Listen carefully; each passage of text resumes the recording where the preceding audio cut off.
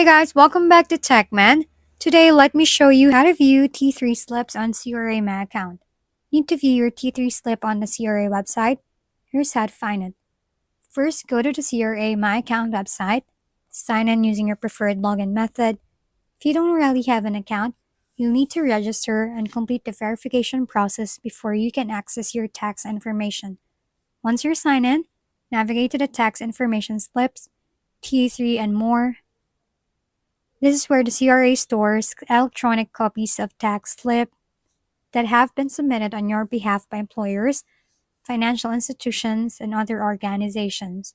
Select the tax year you want to review, and you should see any available T3 or T4 slips listed. You can open the slip to review the information, download a copy for your records, or print it if needed. Keep in mind that employers may take some time to submit slips to the CRA, so if you don't see yours yet, it may not have been uploaded.